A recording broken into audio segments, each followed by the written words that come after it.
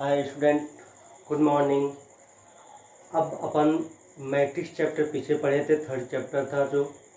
Matrix के बाद अपन क्या पढ़ेंगे, डिटर्मिनेंट या उसको क्या बोलते हैं, सारणिक। अब मैट्रिक्स से ही अपन सारणिक निकालते हैं। क्या करते हैं बेटा, मैट्रिक्स के बाद अपन मैट्रिक्स का ही अपन क्या आगे पढ़ते हैं, सारणिक। मतलब मैट्रिक्स में हमने क्या पढ़ा था, एक बार मैं आपको बता दे रहा हूँ। मेनली मैट्रिक्स अपन था क्या, उसमें क्या था, आपको कोई डेटा दिया जाता था या कोई एक सूचना दी गई हो, इंफॉर्मेशन दी गई हो, उस इंफॉर्मेशन या डेटा को क्या करते थे अपन, एक रेक्टेंगुलर फॉर्म या आयताकार रूप में अपन लिख लेते थे। जो भी डेटा दिया होता था अपन क्या करते थे मैट्रिक्स में, एक आयताकार, उसमें कुछ रो होती थी, कुछ क्या होते बेटा थे, कॉलम, मतलब कुछ पंक्तियां थी और क्या थे, कुछ अपने पास कॉलम थे। लेकिन अब जो हमने मैट्रिक्स पढ़ा था, उस मैट्रिक्स में क्या था बेटा कि उसका कोई मान नहीं निकल के आता था, कोई वैल्यू नहीं निकल के आती थी, मतलब कोई संख्यात्मक वैल्यू निकल के नहीं आती थी। आप क्या क्या क्या था, जब अपन चैप्टर की स्टार्टिंग में पढ़ा था, उसमें क्या पढ़ा था बेटा कि कोई इंफॉर्मेशन दी गई है, उसको आपको किस फॉर्म में लिख देना है, रेक्टेंगुलर फॉर्म में आप लिख देते थे। अब वहां पर प्रॉब्लम क्या थी, आप एक मैट्रिक्स को दूसरे मैट्रिक्स का एडिशन पढ़ा, जोड़ते थे तो क्या मिलता था, एक मैट्रिक्स को जोड़ा दूसरे मैट्रिक्स को जोड़ा, आंसर क्या मिलता था, एक मैट्रिक्स मिलता था। अब आप क्या करोगे, उसी मैट्रिक्स का अब कोई एक संख्यात्मक, कोई न्यूमेरिकल वैल्यू निकालोगे। लेकिन अब प्रॉब्लम यहाँ पर थोड़ी सी ये है कि सभी जितने भी आपके पास मैट्रिक्स है, सबके संख्यात्मक मान नहीं निकाल पाते हो। आपको केवल, आपने मैट्रिक्स इस रूप में देखा होगा, तो मैं मैट्रिक्स को आपको बता दे रहा हूँ। मैट्रिक्स में बेटा आपने देखा होगा, कोई एक अवयव ए ले रखा, इस फॉर्म में लिखते थे। वहाँ पर मैं लिखता था A11, A12, A13, A21, A22, A23, A31, A32, A33, ये लिखता था। कोई ऐसे भी लिख सकते हो, A11, A12, A13, A21, A22, A23, ऐसे लिख लिया हमने। इसकी कोटि क्या थी बेटा, ऑर्डर क्या था, क्रम क्या था, इसमें कितने रो है और कितनी बेटा क्या है, कॉलम है, ये बोलना मत। इसको अपन R1 रो बोलते हैं, पंक्ति बोलते हैं, R2 रो बोलते हैं, और इसको क्या बोलते हैं बेटा, R3 रो बोलते हैं। ऐसे इसको क्या बोलते हैं, C1 कॉलम, C2 कॉलम और C3 कॉलम। प्रथम पंक्ति, द्वितीय पंक्ति, तृतीय पंक्ति, प्रथम स्तंभ, द्वितीय स्तंभ और तृतीय स्तंभ, ये बोलते थे। अब इसका जब ऑर्डर लिखते थे, क्रम लिखते थे, कोटि लिखेंगे तो क्या होता है, इसमें कितने रो है, पहले क्या चेक करते थे बेटा अपन कि इसमें कितने रो हैं। और तो रो कितने बेटा, देखो 1 2 3, 3 क्रॉस, इसमें कॉलम कितने बेटा, देखो तो 1 2 3, तो 3 हो गया। ऐसे लिखते थे अपन 3 क्रॉस 3। इसका ऑर्डर क्या है बेटा, 3 क्रॉस 3 का। अब इसकी बात करूं, इसका ऑर्डर क्या है बेटा, इसमें रो कितने, देखो तो 1 2 1 2 3, मतलब रो कितने हो गए 2 और कॉलम कितने हो गए 1 2 3। मतलब इसका ऑर्डर लिखने का प्रयास करो तो क्या बनेगा, 2 क्रॉस 3, ये बनेगा। अब अभी हमने अब पढ़ेंगे अपन सारणिक या डिटर्मिनेंट। हमें तो मैट्रिक्स अपन पढ़ चुके हैं। तो मैट्रिक्स में क्या था कि आपको किसी भी, अच्छा रेक्टेंगुलर बोल रहा था, मैंने बोला था ना कि आव्यूह में क्या करते हैं अपन, मैट्रिक्स में क्या करते हैं बेटा, किसी भी डेटा जो आपको दी जाती है, उस डेटा को आप रेक्टेंगुलर या आयताकार रूप में लिखते हो। तो इसको ध्यान से देखो, यदि मैं यहाँ से इसको ऐसे मिला दूं, इसको मिला दे, तो क्या ये इस आयत के रूप में नहीं बन रहा है, ये रेक्टेंगुलर फॉर्म में है कि नहीं है, ये भी क्या रेक्टेंगुलर फॉर्म में है बेटा, रेक्टेंगुलर फॉर्म में है। तो मेनली मैट्रिक्स में हमने पढ़ा था कि किसी भी डेटा को, किसी भी इंफॉर्मेशन को आप क्या करते हो बेटा, उसको रेक्टेंगुलर फॉर्म में लिख लेते हो, जिसमें कुछ रो मिलेंगे आपको और कुछ क्या मिलेगा आपको, कॉलम मिलेंगे। इतना काम हमने मैट्रिक्स में किया था। उसमें हमने मैट्रिक्स में एडिशन किया था, मल्टीप्लीकेशन किया था, इतना काम किया था। अब अपन नेक्स्ट चैप्टर जो पढ़ रहे हैं, डिटर्मिनेंट या सारणिक। अब डिटर्मिनेंट में क्या करेंगे, अपन इस मैट्रिक्स का कोई एक संख्यात्मक मान निकालेंगे, कोई न्यूमेरिकल वैल्यू निकालेंगे। अब ये जैसे ये लिखा हुआ है, इसका कोई मान आएगा, मान लो इसका कुछ वैल्यू आएगी आपकी 10 आएगी, 20 आएगा, -20 आएगा। इस टाइप के हम मान अब निकालोगे। वही जो मैट्रिक्स से अपन संख्यात्मक मान निकालने का प्रयास करेंगे, मैट्रिक्स से अपन क्या करेंगे, संख्यात्मक मान जब निकालने का प्रयास करेंगे तो उसी प्रोसेस में अपन को क्या निकालते हैं, उसी क्या बोलते हैं बेटा, डिटरमिनेंट बोलते हैं। अब प्रॉब्लम ये है, मैट्रिक्स में क्या होता है, कभी कभी रो और कॉलम, पंक्ति और स्तंभ दोनों क्या होते हैं बेटा, बराबर होते हैं। मैट्रिक्स में क्या होता है, रो और कॉलम बराबर होते हैं, और कभी कभी रो और कॉलम बराबर नहीं होते हैं। इसमें रो कितनी है बेटा, 2, पंक्ति कितने, सॉरी स्तंभ कितने हैं बेटा, 3, पंक्ति 2 है, स्तंभ कितने हैं, 3 है। इन दोनों में अंतर है। डिटरमिनेंट, मैट्रिक्स का डिटरमिनेंट, मैट्रिक्स का डिटरमिनेंट उसी का निकलता है जिसमें रो और कॉलम बराबर हो। मतलब क्या हो, रो और कॉलम, मैट्रिक्स का डिटरमिनेंट निकालेंगे अपन, तो मैट्रिक्स का डिटरमिनेंट निकालने के लिए सभी का नहीं निकाल पाते हैं अपन डिटरमिनेंट, केवल अपन किसका निकालते हैं, जिसमें रो और कॉलम क्या हो, बराबर हो। अब देखो इन दोनों में, देखो एग्जाम्पल 2 ले रखा हूँ, मैट्रिक्स ए एंड बी, इनमें ध्यान से देखो आप, तो किसका मैं डिटरमिनेंट निकाल सकता हूँ, किसका मैं सारणिक निकाल सकता हूँ, जिसमें रो और कॉलम क्या हो बेटा, बराबर हो। तो दोनों में ध्यान से देखो तो किसका किसमें बराबर है, इसमें बराबर है बेटा। तो इसका अपन क्या निकाल सकते हैं, सारणिक निकाल सकते हैं, या डिटरमिनेंट क्या बेटा निकाल सकते हैं। इसका अपन सारणिक नहीं निकाल पाएंगे, इसका डिटरमिनेंट बेटा अपन नहीं निकाल पाएंगे। केवल वर्ग आव्यूह का, यहाँ पे लिख लेना अपन, केवल वर्ग, या इसको क्या बोलता है बेटा, स्क्वायर, मैट्रिक्स का ही सारणिक, इसको बोलेंगे बेटा डिटरमिनेंट, डिटरमिनेंट निकालते हैं। केवल वर्ग या स्क्वायर मैट्रिक्स का ही सारणिक या डिटरमिनेंट ज्ञात करते हैं या निकालते हैं अपन। किसका फाइंड करते हैं डिटरमिनेंट, केवल स्क्वायर मैट्रिक्स। स्क्वायर मैट्रिक्स या वर्ग आव्यूह, इसका मतलब क्या हो गया बेटा, जिसमें रो और कॉलम क्या हो बेटा, बराबर हो। हमने मैट्रिक्स में पढ़ चुके हैं। अब इतना काम कर लिया हमने, मतलब ये आप इसका यहाँ पर लिख सकते हो, आव्यूह या मैट्रिक्स, आव्यूह बी का सारणिक नहीं ज्ञात कर सकते हैं। क्या बोला बेटा, आव्यूह बी या मैट्रिक्स बी का सारणिक नहीं ज्ञात कर सकते हैं। क्यों नहीं ज्ञात कर सकते हैं, क्योंकि इसमें रो कितने हैं, 2, कॉलम कितने बेटा, 3। तो ये स्क्वायर मैट्रिक्स नहीं है, ये स्क्वायर मैट्रिक्स नहीं है, इसलिए मैं इसका डिटरमिनेंट या सारणिक ज्ञात नहीं कर पाऊंगा। ये तो बात हो गई अपना कि किस मैट्रिक्स का, किस आव्यूह का आप सारणिक ज्ञात कर सकते हो। अब निकालते कैसे हैं उसको देखते हैं अपन। इसका मतलब इस टाइप में जिसमें रो और कॉलम बराबर ना हो, कभी कभी डायरेक्ट पूछ देते हैं क्वेश्चन, इसका इस आव्यूह का, इस मैट्रिक्स का आप डिटरमिनेंट ज्ञात कीजिए। यदि रो और कॉलम बराबर नहीं है तो डायरेक्ट बोल देना इसका डिटरमिनेंट ज्ञात नहीं कर पाएंगे। अब बात करेंगे कि अब तो ये पता चल गया किसका निकालना है। मेनली अपन क्या करते हैं, मैंने यहाँ पर लिखा दिया है कि केवल वर्ग आव्यूह का ही मैट्रिक्स ज्ञात करते हैं। अब यहाँ पर निकालने के लिए कैसे ज्ञात करते हैं, ये मेन बात अपने पास आई, तो मैं इसको रहने देता हूँ क्योंकि अपने पास स्क्वायर मैट्रिक्स ये है। अब यहाँ पर अपन किसी का भी कुछ निकालना होता है तो कुछ नियम होते हैं, ऐसे तो है नहीं कुछ निकाल दोगे आप फट से, उसके लिए देखना पड़ता है। तो अपन स्टार्ट करेंगे फर्स्ट पॉइंट पे आपको मिल जाए आव्यूह मैट्रिक्स, जो भी है बेटा आप समझते रहना, मैट्रिक्स जिसका ऑर्डर या इसको क्रम बोलते हैं 1 हो। सबका अलग अलग नियम है।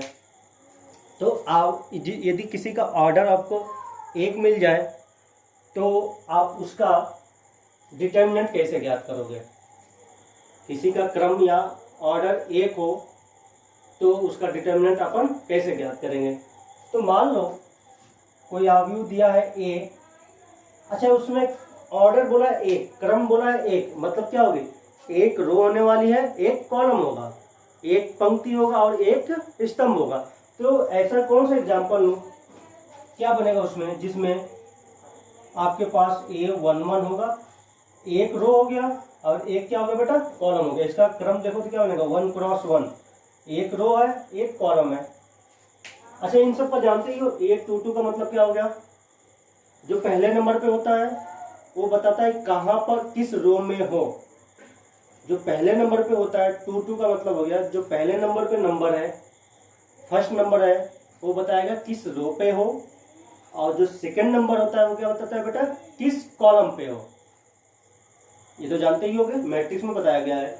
तो 22 का मतलब क्या हो गया, सेकंड रो है, नहीं हाँ सेकंड रो है और सेकंड कॉलम है। तो ध्यान से देखो, या R1 हो गया, ये हो गया R2, सेकंड रो हो गया, और C2 देखो ये सेकंड कॉलम हो गया, तो ये 22 था। 2 3 की बात करोगे, सेकंड रो है थर्ड कॉलम है, तो देखो R2 है और थर्ड कॉलम है, ये दिमाग में बैठा। ये 1 1 का मतलब हो गया बेटा, इसमें एक रो है एक कॉलम है। अब यहां पर बोले कि आव्यूह ए का सारणिक, आव्यूह ए का सारणिक। अब आव्यूह ए का मैट्रिक्स का ही अपन सारणिक निकालते हैं। तो आव्यूह ए का जब डिटर्मिनेंट निकालना होगा, मैट्रिक्स का डिटर्मिनेंट निकालना होगा तो जिसका क्रम एक हो, आप देखो ये आव्यूह है, आप ऐसे लिख दोगे, मॉड है लेकिन डिटर्मिनेंट बोलेंगे, डिटर्मिनेंट ए, डिटर्मिनेंट ऑफ ए, क्या बोलेंगे, डिटर्मिनेंट ऑफ ए, आव्यूह ए का सारणिक। तो देखो जब आपको एक ही है उसी का डिटर्मिनेंट निकालना है तो सिंपल सी बात है, बस ये जो कोष्टक अपना बड़ा सा लगाते हैं इसको ऐसे लिख दो A11। ये मॉड मत समझ लेना, ये मॉड नहीं है,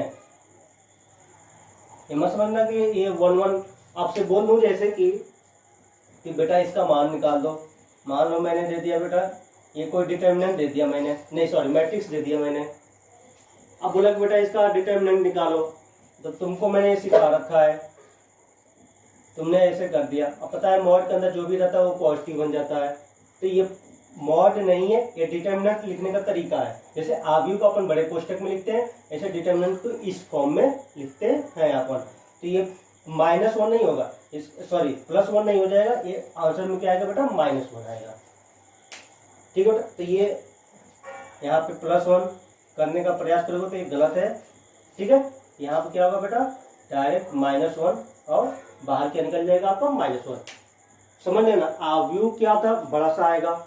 जब डिटर्मिनेंट को सॉल्व करते हैं तो उसमें कोई एक संख्यात्मक मान आएगा आपका, कोई न्यूमेरिकल वैल्यू आएगी आपकी, बस एक कोई अंक आएगा। ठीक है बेटा, तो यहाँ पे ध्यान से रखना, ये मॉड नहीं है, मैंने यहाँ पे लिख भी दिया है, और ये +1 ना होकर आपका आंसर क्या आएगा, -1। तो आपके पास है मैट्रिक्स जिसका ऑर्डर क्या हो, क्रम एक हो। अब ऐसे आते हैं नेक्स्ट, अब जिसमें सेकंड नंबर पे बात करते हैं जिसका क्रम या ऑर्डर क्या 2 हो। ऑर्डर कितना बेटा, 2 है। अब किसी भी मैट्रिक्स का जिसका ऑर्डर कितना हो बेटा, 2 हो, 2 है, तो उसका आप डिटर्मिनेंट कैसे निकालोगे। अब यहाँ पे तो कुछ भी नहीं था, जो भी नंबर लिखा होगा उसको बाहर लिख देंगे, यही क्या हो जाएगा, डिटर्मिनेंट हो जाएगा। अब आगे नेक्स्ट बात करोगे, अब किसी का जिसका ऑर्डर 2 हो, देखो ध्यान से एक बात और समझ लेना, आव्यूह में बेटा ये बोलेगा कि 2 क्रॉस 2, 2 क्रॉस 3 का मैट्रिक्स है, लेकिन डिटर्मिनेंट में ऑर्डर बोलता है, order first, order second, order third. जैसे ये 2 3 अपन जब मैट्रिक्स की बात करते तो उसमें ऑर्डर बोलेगा तो 2 ऑर्डर नहीं बोलता है, क्या बोलेगा, 2 क्रॉस 2, 3 क्रॉस 3, 3 क्रॉस 2। यहाँ पर केवल बोलेगा फर्स्ट ऑर्डर है, सेकंड ऑर्डर है, थर्ड ऑर्डर है। तो प्रॉब्लम क्या हो रही है, दोनों में अंतर है, उसमें बताएगा 2 क्रॉस 2, इसमें क्या बोलेगा, ऑर्डर 2। तो अपन जानते ही हैं कि मैट्रिक्स क्या होता है बेटा, स्क्वायर होता है, सॉरी डिटर्मिनेंट क्या होता है, स्क्वायर होता है। मतलब इसमें पक्का 2 बोलने का मतलब दिमाग में तुरंत ही बैठ जाएगा, तो उसमें कितने होंगे, 2 रो होंगी और 2 क्या होंगी, कॉलम होंगी। थर्ड बोला है, थर्ड ऑर्डर, इसका मतलब क्या हो गया, उसमें 3 रो होने वाली हैं और 3 क्या होने वाले, स्तंभ होने वाले। तो इसमें अपना टाइम बर्बाद नहीं करके सीधे फर्स्ट बोलता है कि इसमें 2 रो है 2 कॉलम है, तो आपको 2 क्रॉस 2 नहीं बोलेगा, मैट्रिक्स में बोलेगा 2 क्रॉस 2, लेकिन डिटर्मिनेंट में बेटा डायरेक्ट बोलेगा ऑर्डर 2, मतलब 2 पंक्ति होने वाले हैं और 2 स्तंभ होने वाले हैं। अब मैंने ऑर्डर 2 बोला हुआ है, तो इसका मतलब आव्यूह की बात करूंगा, स्क्वायर मैट्रिक्स का ही निकालना है, तो 2 क्रॉस 2 का होगा। ये तो अभी मैट्रिक्स है इसलिए मैं 2 क्रॉस 2 लिख रहा हूँ। अब कोई लिख रहा हूँ A11, A12, A21, A22, ये हो गया। ऑर्डर 2 का मतलब क्या हो गया बेटा, तो उसमें 2 रो होने वाली हैं 2 कॉलम होने वाले हैं। अब इसका मैट्रिक्स ए का सारणिक डिटर्मिनेंट, मैट्रिक्स ए का सारणिक। अब इसमें थोड़ा सा यहाँ पे तो कोई प्रॉब्लम नहीं था, जो नंबर है डायरेक्ट आ गया था आंसर। अब इसमें निकालने के लिए इसको क्या लिखेंगे, डिटर्मिनेंट ए या सारणिक ए को क्या लिखा था, देखो यहाँ पर क्या लिखा था, ए क्या बन गया, डिटर्मिनेंट ऑफ ए, ऐसे ही बन गया डिटर्मिनेंट ऑफ ए। अब जब इसको डिटर्मिनेंट में चेंज करना होगा तो आपको कुछ करना नहीं है, चेंज करने में कोई प्रॉब्लम नहीं है, चेंज करने में अपने को दिमाग नहीं लगाना है। अपने को दिमाग कहाँ लगाना है, जब उसका मान निकालना होगा, उसकी वैल्यू निकालनी होगी, थोड़ा वहाँ पे प्रॉब्लम होगा। तो इसको डिटर्मिनेंट में बदलने के लिए अपन सीधी सी बात है, बस ऐसे कर दो, ये डिटर्मिनेंट में क्या हो गया, बदल चुका है। ये इसके नंबर लिख लो, A11, A12, A21, A22, ये हो गया।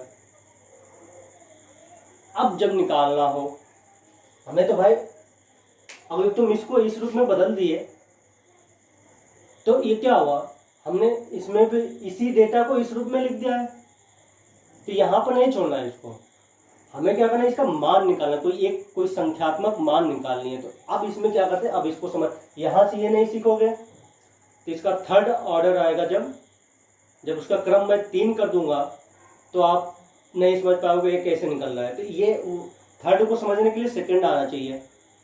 तो देखो ध्यान से क्या करते हैं, आपने प्रिंसिपल डायगोनल या मुख्य विकर्ण को सुना होगा, आव्यूह में मुख्य विकर्ण या प्रिंसिपल डायगोनल सुना होगा, पहले उनको मल्टीप्लाई करते हैं।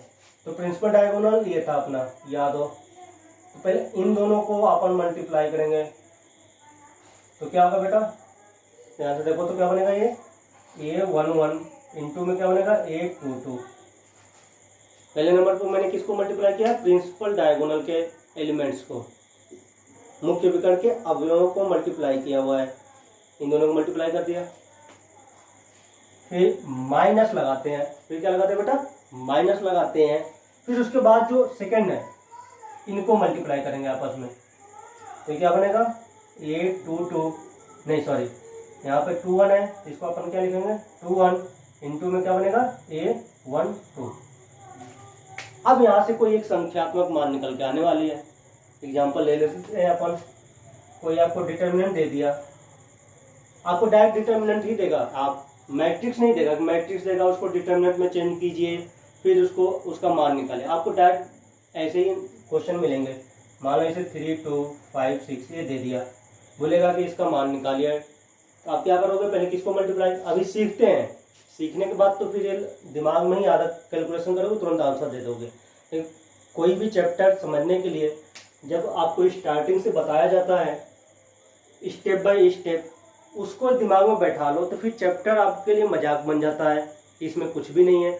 आप क्या करते हो, डायरेक्ट आपके दिमाग में ये रहता है कि जल्दी से क्वेश्चन आ जाए, क्योंकि एग्जाम में क्वेश्चन ही आते हैं बेटा, एग्जाम में क्वेश्चन आते हैं, लेकिन यदि स्टेप बाय स्टेप चलोगे तो आपको कोई प्रॉब्लम नहीं होता है। आप क्या करते हो, बेसिक चीजें सीखते नहीं हो, डायरेक्ट क्वेश्चन पे लग जाते हो। अब क्वेश्चन कहाँ से बनते हैं, जो अपन पढ़ के आते हैं, जो बेसिक पढ़ते हैं उसमें, उसी में से निकल के आते हैं क्वेश्चन बनते। क्वेश्चन कहीं अलग दुनिया से नहीं आते फॉर्मूले से ही हैं। आप क्या करते हो, डायरेक्ट क्वेश्चन में दिमाग आता है, जल्दी से 3.1 4.1 पहुंचा जाए, जल्दी क्वेश्चन सॉल्व कर दिया जाए। क्वेश्चन तो करना ही है, वो तो आप करोगे ही। अब देखो क्या करना है, इसमें पहले मैंने क्या, वेव A11 इंटू A22, आपको अब ये तो मैंने बताया कि कैसे निकालते हैं, यहाँ से दिमाग से हटा दो उसको। आप क्या करोगे, पहले इन दोनों को मल्टीप्लाई करोगे, प्रिंसिपल डायगोनल दिमाग में बैठा लो, पहले मुख्य विकर्ण के अवयवों, प्रिंसिपल डायगोनल के एलिमेंट्स को अपन क्या करेंगे, मल्टीप्लाई करेंगे। तो तुरंत कर दो, इनको कर, ये दिखाने की जरूरत नहीं है, दिमाग में रखना है। तो 3 इंटू 6 माइनस में 5 इंटू 2, कितना हो गया बेटा 18 माइनस 10 8। ये आंसर आ गया। ठीक है, ये हो गया फट। अब देखो अगर जो आप नहीं जानते हो, आपसे बोल दे ऐसे, उसने बोल दिया कहीं पे 1 2 3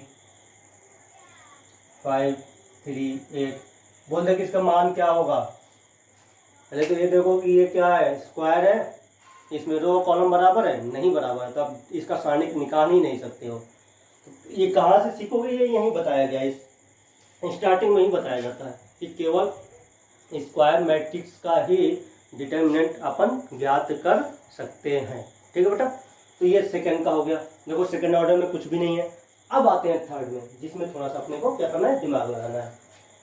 थर्ड पे आते हैं, बात करते हैं। ये मैंने लिखा था, चलो कोई बात नहीं, फिर से दोबारा लिख लेते हैं। अब ये मेन है थर्ड ऑर्डर, जिसका ऑर्डर क्या हो, 3 हो या थर्ड हो, 3 हो। अब यहाँ पे मेन कहानी, यहीं से क्वेश्चन आपको मिलेंगे इसी पर। ये थर्ड वाले को समझने के लिए ये आना चाहिए, सॉरी इसका तो निकालना ही नहीं है, ये तो गलत ही है, ये आना चाहिए आपको। इसके बाद बात करेंगे अपन, देखना कोई आप मैट्रिक्स में ले रहा हूँ थर्ड ऑर्डर का, A11 A12 A13 A21 A22 A23 A31 A32 A33। इसमें क्या 3 रो है और 3 क्या है बेटा, कॉलम है। अब इसका आपको डिटर्मिनेंट ज्ञात करना है, तो पहले तो बदल लेते हैं। अपन क्या करेंगे, मैट्रिक्स ए का डिटर्मिनेंट फॉर्म बदल दो। तो बदलने के लिए आपको क्या कर, चेंज करने में तो अपने कुछ भी दिमाग नहीं लगाना है। A11 A12 A21 सॉरी 21 नहीं, A13 A21 A22 A23 A31 A33 और सॉरी A32 होगा और 33 होगा। ये हो गया। अब इसकी वैल्यू निकालने के लिए बुक से निकालोगे। अब इसमें क्या होता है ना कि आपको इसका एक्सपेंशन करना पड़ता है, प्रसार करना पड़ता है। इसमें तो कोई प्रॉब्लम था नहीं, इन दोनों को मल्टीप्लाई किया, इन दोनों को मल्टीप्लाई कर दिया, माइनस कर दिया, आंसर आ गया। इसमें क्या होता है बेटा, ये R1 है, ये R2 है, ये क्या है R3 है, ये क्या है C1 है, ये क्या है C2 है, ये क्या है बेटा C3 है। इसमें क्या होता है, किसी के सापेक्ष, किसी के रिस्पेक्ट में इस डिटर्मिनेंट को प्रसार करते हैं। इस डिटर्मिनेंट का क्या करते हैं, प्रसार करते हैं। तो वहां से आपका इसका मान निकल कर आता है। इसमें क्या करते हैं, ध्यान से अब देखना। अपन पहले फॉर्मूला लिख लेते हैं। पहले क्या लिख लेते हैं बेटा, फॉर्मूला लिखते हैं, उसके बाद बात करेंगे। जब भी किसी भी डिटर्मिनेंट को, मान लो मैं बोल रहा हूं R1 के सापेक्ष प्रसार, ये लिखना पड़ता है करने पर। ये जो सारणिक दिया, इसको किसके रिस्पेक्ट में एक्सपेंशन कर रहा हूं, R1 के सापेक्ष। किसके रिस्पेक्ट में, R1 के रिस्पेक्ट में। R1 के रिस्पेक्ट में इसका क्या कर रहा हूं, एक्सपेंशन कर रहा हूं, प्रसार में कर रहा हूं। तो देखो क्या होता है। पहले तो पहले नंबर पे आ जाना, दिमाग में बैठा लेना। इसको लिखते हैं -1 की पावर I प्लस जे। आप मैट्रिक्स में देखे हो, किसी मैट्रिक्स को अपन इस रूप में लिखते हैं AIJ। यहाँ पे बताएगा 3x3, याद हो तो AIJ 3x3। I क्या बताता है, रो को।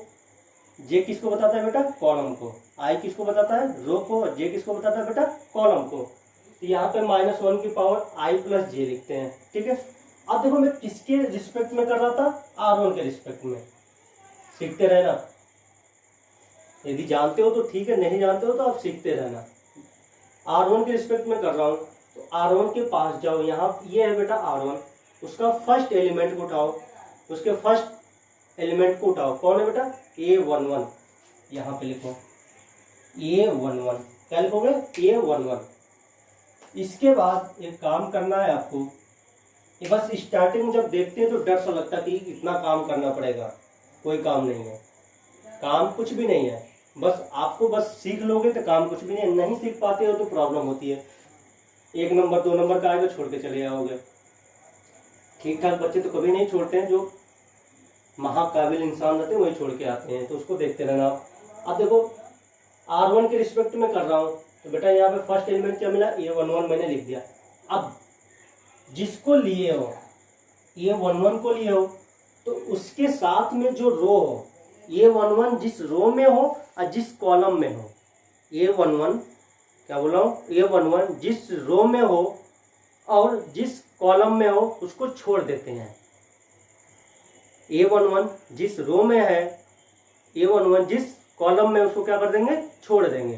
तो क्या करेंगे, ध्यान से देखना, A11 क्या है, R1 में है, A11 किस में है, C1 में है, फर्स्ट रो में है, फर्स्ट कॉलम में है, तो इनको मैं छोड़ दूंगा।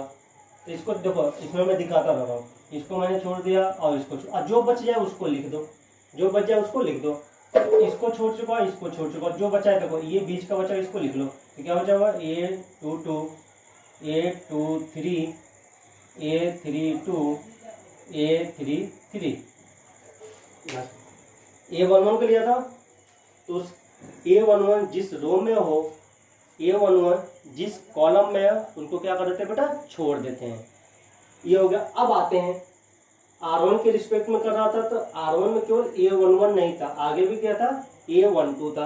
अब आगे आते हैं, प्लस लिखता हूं, फिर वही काम करूंगा, -1 की पावर I प्लस जे। ये बात बता रहा हूँ कि I प्लस जे का मतलब क्या है, कि क्यों -1 की पावर I प्लस जे, -1 की पावर में क्या कर रहा हूँ बेटा, I प्लस जे कर रहा हूँ, अभी बता रहा हूँ इसका मतलब क्या होगा।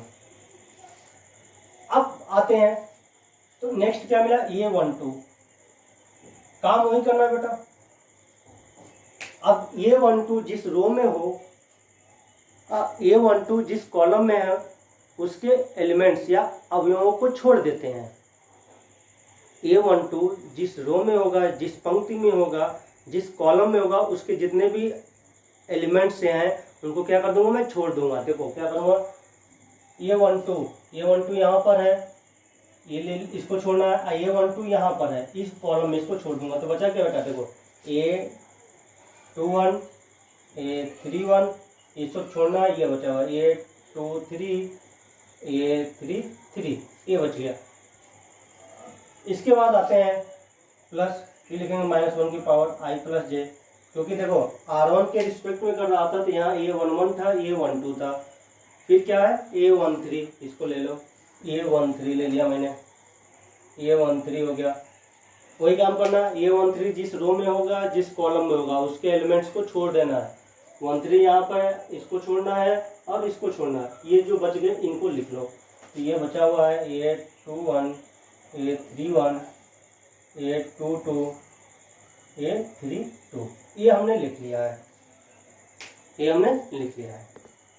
अब इस I प्लस जे की कहानी बता दे रहा हूँ, I प्लस जे की कहानी में बता दे रहा हूँ। यहाँ पे क्या होता है, I प्लस जे, इसको देखते हैं आप। A11, I का मान 1, J का मान 1। देखो ध्यान से, I क्या है, रो को बताता है, J क्या बताता है, कॉलम को। तो फर्स्ट क्या होता है, रो, सेकंड क्या होता है, कॉलम। तो 1 1, इन दोनों को जोड़ दो, क्या आ गया, 2 2 आया, 1 प्लस 1 कितना आएगा, 2, -1 की पावर 2। आप समझ लेना, जोड़ने के बाद आप सम और विषम की बात करना, इवन और ऑड की बात करना। क्या बोलो, सम और विषम दोनों को जोड़ने के बाद, ये जो नंबर है आगे के, इनको जोड़ने के बाद आप केवल ये ध्यान देना कि सम है कि विषम है, इवन है कि ऑड है। तो यदि सम है, माइनस की पावर सम संख्या मतलब प्लस, माइनस की पावर सम, माइनस की घात सम मतलब क्या हो गया, प्लस। अब माइनस की पावर विषम का मतलब क्या हो गया बेटा, माइनस। तो यहाँ पर मैंने 1 और 1 को जोड़ दिया, 1 और 1 को जोड़ दिया, क्या आ गया, सम। अब 2 3 मत बोलना, इवन नंबर है, माइनस की पावर इवन नंबर मतलब आपको क्या देगा, प्लस ही देगा। तो ये प्लस हो गया, इसको हटा दो। अब देखो क्या करना है, A11, अब इन दोनों को देखो, ये जो है देखो ध्यान से, सेकेंड ऑर्डर का बन चुका है, जिसमें 2 रो है 2 पंक्ति है, सॉरी 2 रो है 2 कॉलम है। इसको इस तरीके से करूंगा सॉल्व, इसलिए बोला था कि इसका यूज यहाँ पे होगा। ये 1 1 तो हो गया। ये क्या सॉरी, क्या हो गया, 2 रो है 2 कॉलम है। अब इसको मैं क्या इस तरीके से प्रिंसिपल डायगोनल मुख्य विकर्ण को पहले मल्टीप्लाई कर दो, ए 2 2 ए 3 3, बीच में क्या लगेगा माइनस। अब इन दोनों को मल्टीप्लाई करना, ए 3 2।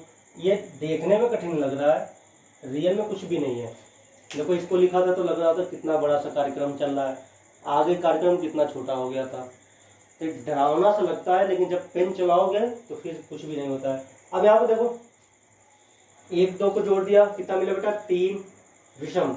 3 मत बोलो सम और विषम बोला, माइनस की पावर विषम, माइनस की पावर विषम, माइनस की पावर विषम मतलब माइनस, ये माइनस दे देगा। A12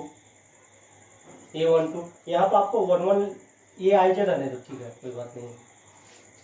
ये हो गया माइनस, फिर इसको सॉल्व करना है, काम हो, ये principal diagonal A21 A33 minus A31 into में A23।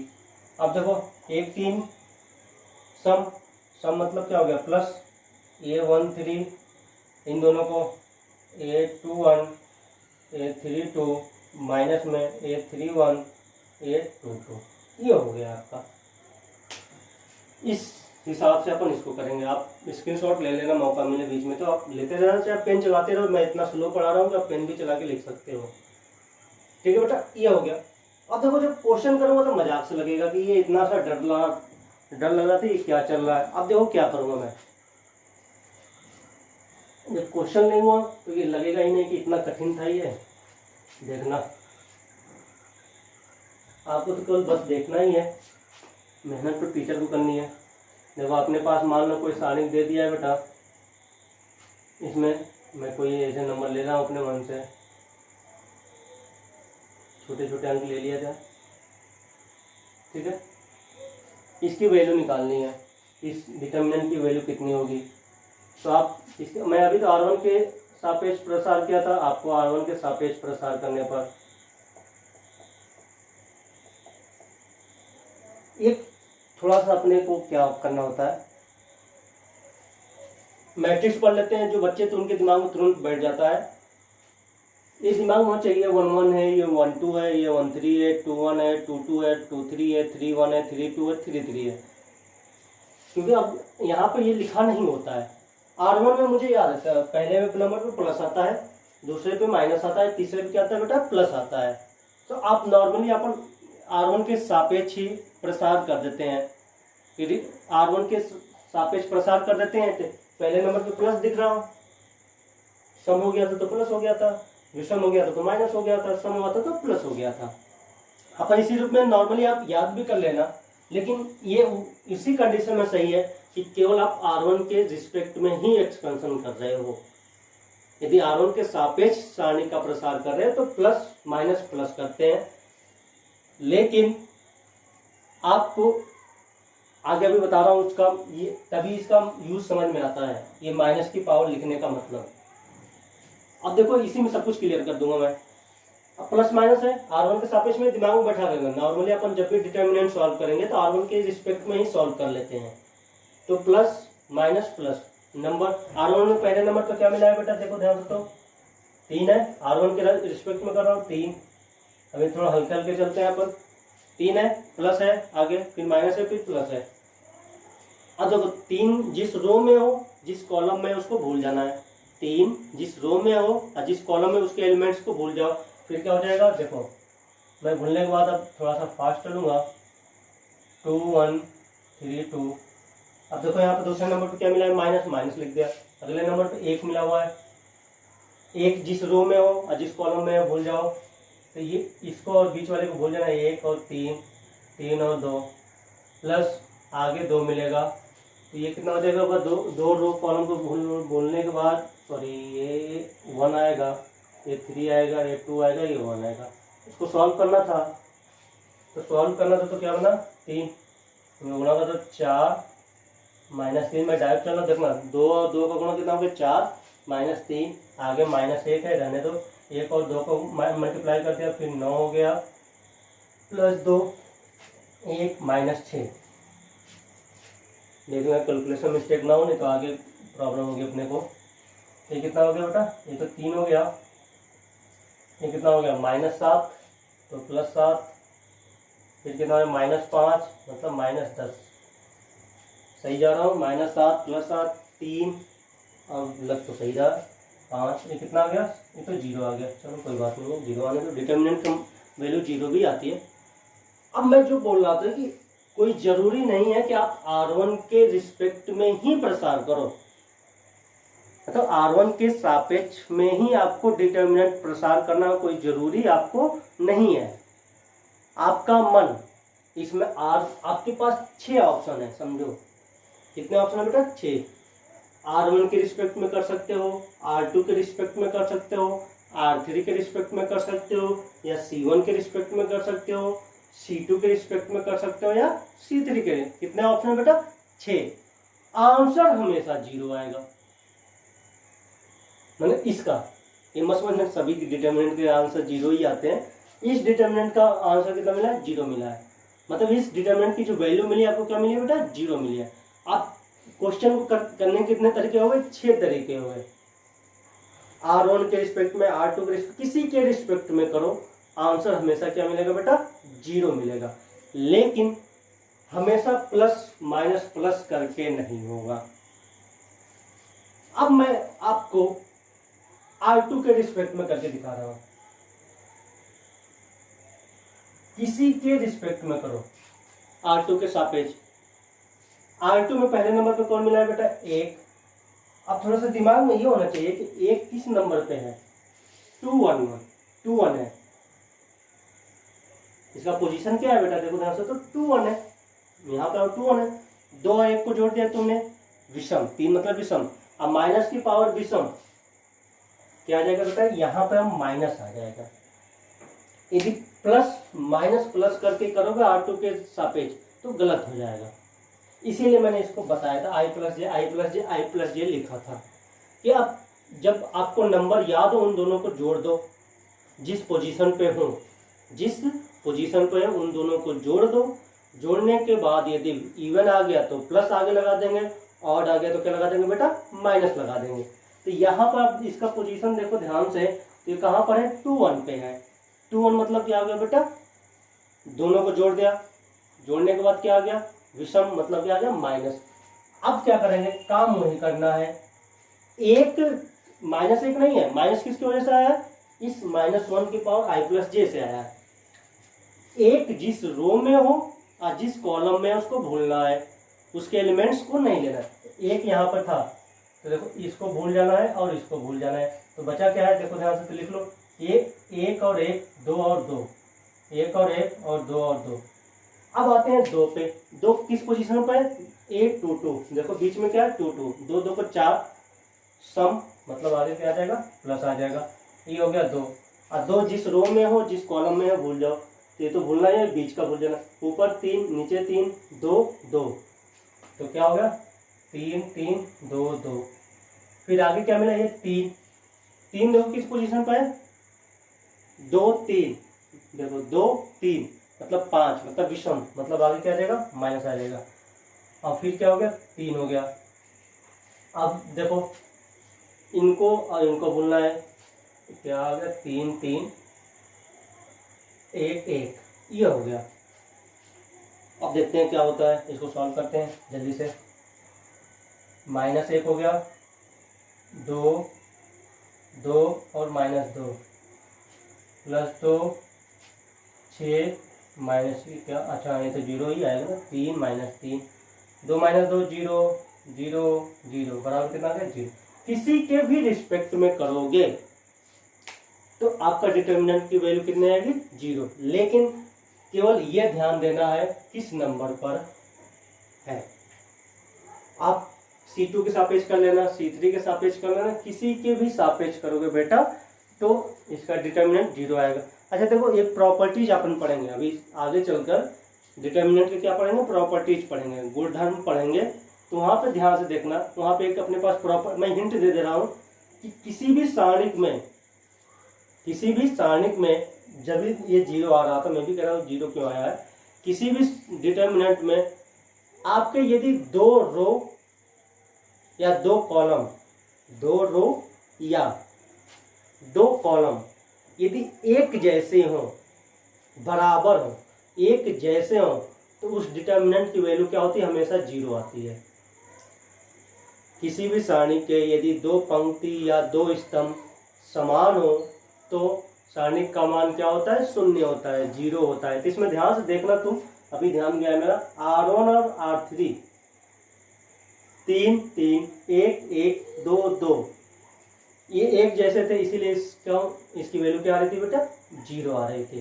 तो आप अभी प्रॉपर्टी अपन आगे पढ़ेंगे जाकर, इसी में अपन इसको अब अपन पढ़ेंगे इसी में नेक्स्ट टॉपिक, कि किसी भी डिटर्मिनेंट के या सारणी के अपन उप सारणिक या माइनस और सेकंड या कोफैक्टर कैसे निकालते हैं। ये कुछ भी नहीं है। आपके पास कोई एक दे देगा, मान लो डिटर्मिनेंट इस रूप में दे दिया, ऐसे बोल दे A11 A12 A13 A21 A22 23 A31 A32 और A33। ये मैंने आपको एक डिटर्मिनेंट ले लिया। यहाँ से बोलेगा बेटा कि इस डिटर्मिनेंट का माइनस या उप सारणिक निकालो, फिर बोलेगा सेकंड या कोफैक्टर निकालो। तो अभी तो अपन बात करेंगे कि उप सारणिक कैसे निकाल। उप मतलब क्या होता है? छोटा, सारणिक का छोटा भाग। प्रधानमंत्री, उप प्रधानमंत्री, मुख्यमंत्री, उप मुख्यमंत्री। उप जो होते हैं वो क्या होता है बेटा? छोटा होंगे, उससे मुख्यमंत्री से उप मुख्यमंत्री निकलेगा, ना कि उप मुख्यमंत्री से आपके मुख्यमंत्री निकलेंगे। ठीक है बेटा? तो अपन इसको क्या करना है? माइनर करना है, छोटा करना है। तो क्या करते हैं इसमें? क्या होता है? किसी एक एलिमेंट का, आप किसी एक अवयव का उप सारणिक या उप सेकंड निकालते हो। किसी एक एलिमेंट का, किसी एक अवयव का आप क्या निकालते हो बेटा? उप सारणिक या सेकंड निकालते हो। तो क्या इसमें कुछ भी नहीं है आपका? ऐसे लिखना होगा, किसी का भी ले लो, A11 का उप सारणिक। आप जो A11 वहां पे काम कर रहे थे प्रसार करने में, क्या कर रहे थे? A11 जिस रो में होता था, जिस कॉलम में होता, उसको क्या कर जाते थे? भूल जाते थे। तो यही काम यहाँ पे कर जाओ। तो A11 यहाँ पर है, यहाँ पर इसको भूल जाओ। तो ये क्या बन गया? A22 A32 A23 A33, ये बन गया अपना। यही A11 का यहाँ पे लिखेंगे अवयव, A11 का उपसारणिक। काम हो गया, बस काम खत्म है। किसी का भी बोलेगा, लेकिन किसी एक अवयव का निकालना होता है। अब यहाँ पर किसी का भी बोल दे, मान लो A22 का ऐसे लिखना हो उपसारणिक। मान लो मैंने क्या बोलते हैं बेटा? A22 का माइनस निकाल रहे हैं। तो अब 22 जिस रो में हो, जिस कॉलम में, भूल जाओ। तो यहाँ पर इसको बोलो, इसको बोलो, क्या बच गया बेटा? A11 A31 A13 A33 हो गया, बस काम खत्म। तो क्या आपको ध्यान देना है कि जब माइनर बोलेगा, किसी भी एक एलिमेंट का, किसी एक एलिमेंट का माइनर निकलता है, तो आप उस एलिमेंट का, किसी भी एलिमेंट को उठाओ, उसके रो और कॉलम को भूल जाओ और लिख दो, काम हो गया, काम खत्म। अब मैं बोलूं इसी का थोड़ा सा अलग सा फॉर्म उप सेकंड या कोफैक्टर होता है। ये बेटा कोफैक्टर इंपॉर्टेंट है, नेक्स्ट चैप्टर में पढ़ेंगे तब। तो कोफैक्टर निकालना आना चाहिए आपको। तो ये भी किसी एक एलिमेंट का ही होगा अवयव A11 का। अब सेकंड यहाँ पे लिख रहा हूँ क्योंकि मैं सेकंड निकालने जा रहा हूँ, कोफैक्टर। यहाँ पे क्या करते हैं, जो उपसारणिक निकाला है उसको उठा के लिख दो। उपसारणिक क्या निकाला हुआ है, आपको लगेगा कुछ अंतर ही नहीं है सर, तो यही लिखवा रहे हैं। लेकिन बेटा हल्का सा अंतर तो आएगा, क्योंकि टॉपिक का नाम अलग है, तो अंतर तो आएगा ही आएगा, कुछ तो चेंज आएगा ही। चेंज कुछ नहीं आएगा।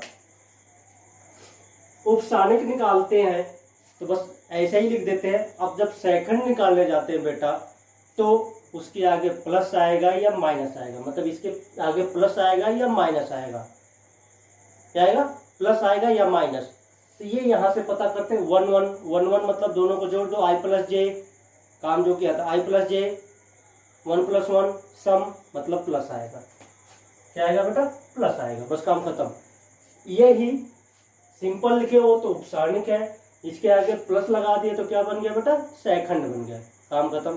तो कह रहे सर इनमें अंतर क्या है, तो किसी एक ऐसा भी लिख लेते हैं। सब यहाँ पर मैंने 2 2 लिखा था, मैं यहाँ पे 3 2 का उपसारणिक लिख दे रहा हूँ। 3 2 का उपसारणिक बोलो, देखो ऊपर से 3 2 को भूल जाओ, 3 2 कहाँ पर, यहाँ पर है, रो कॉलम को भूलने के बाद क्या बन गया यहाँ पर, A1 1 A2 1 3 कहाँ लिखा है 3 2, ये ए और इसको लिखूंगा A1 3 और ये 2 3, ये क्या बोला था 3 2, इसको बोला था, इसको बोला था, तो A1 1 A2 1 A1 3 A2 3। अब इसी अवयव A3 2 का अब सेकंड लिखना हो, क्या लिखना बेटा, सेकंड लिखना हो। अब ध्यान से देखना, उपसारणिक तो उठा के लिख दो, जो बनेगा वही बनेगा इसमें भी, A1 1 A2 1, सही लिखा हूँ मैं, हाँ 2 1, ठीक है बेटा, A1 3 और A2 3, ये मैंने लिख लिया। अब इसके आगे प्लस या माइनस, वो ये अभी तक ये उपसारणिक जैसा दिख रहा है, दोनों एक ही जैसा है। अब इसके आगे प्लस आएगा या माइनस आएगा, बस इतना ध्यान देना है। तो 3 2 को जोड़ो, विषम, आगे आएगा माइनस, अब अंतर दिख जाएगा आपको।